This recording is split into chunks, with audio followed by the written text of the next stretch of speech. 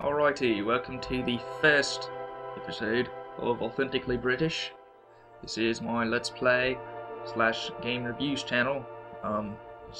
Basically how this is going to work is I'm going to play a game as a Let's Play sort of thing, and when I'm done doing that, using the footage I've already gathered, I'm going to then do a review.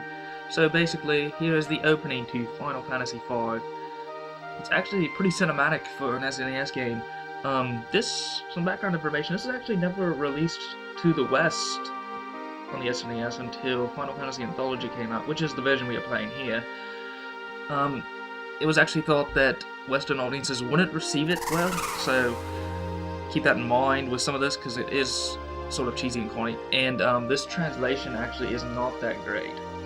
Basically, as you can see, something is going on. There's a dragon. There's a guy with like what looks like maybe a blue cape and a blue helmet or something. Either way, I played this game for the first time when I was way younger, when I got Final Fantasy Anthology for Christmas one year. I actually liked this a lot better than Final Fantasy VI at first, which has now switched now that I've gotten older and realized that Final Fantasy VI is one of the better Final Fantasies. But this was the very first Final Fantasy I'd played besides Final Fantasy VII, so it was actually really new, really cool, and just something different. So this is going to be my Let's Play for Final Fantasy V. After that, I will review it, and we will get on with something else, unless I decide to play something else while I'm playing this. Okay, so basically, something is wrong with the wind.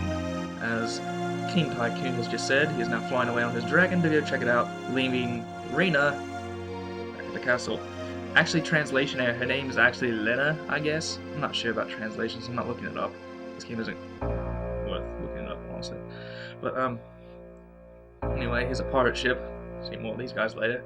And there's obviously pirate's captain and Hamline in the wind. And all of a sudden, it stops, and the wind stopped. So says Ferris. Very sad. No, I'm going to call him Ferris. I don't know what's happening here. I do know, but for the sake of a Let's Play, I don't know what's happening here. Basically, it's just an old guy doing something. That's a nice pan. Victorina, the wind stopped. Wind has completely stopped. It was weak earlier, but now it has completely stopped. Now, here it is. Ooh, yeah. Okay, so there is Crystal, and King Tycoon goes up to it. Oh my goodness. Epic darkness. And it explodes. Okay, so basically the four elements, here's some little background information. There are four elements in this world. Earth, wind, fire, and water. All of them are controlled by crystals. That was the wind crystal, as you could see, and it just exploded. But they basically control all of the elements. And now with that one gone, the wind has stopped for good. At least here, for now. Here's our main character with his trusty chocobo and a fire. Just chilling in the forest. The introductory sequence to this game is just ridiculous, actually. It's just very long. And here comes what looks to be a meteorite of some sort. Fun fact, if this were to actually happen, then there would be much greater consequences than that, than what does happen. This will probably take out a ton of things, including these two standing here. Oh, it's a lag here. Yes, sometimes it's going to lag because I'm recording at the same time. And it just makes it lag, so I should catch up here in a second. Oh, there we go. Okay, moving on. This is our overworld map. As you can see, we're riding around on our chocobo. And there it goes. I'm on another guy.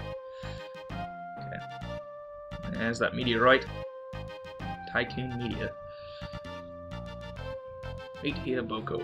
This is your trusty chocobo, Boko. Fun fact, the first time I played this part of the game, I actually got lost here. See where I go underneath? I'm about to go underneath these trees right here. I didn't know how to get back out of this area at the start, so I didn't know where to go.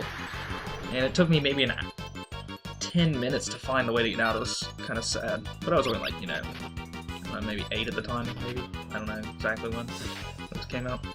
Anyway, get attacked by some goblins here. Easy, taking them out. Moving on, moving on, moving on. Kill him.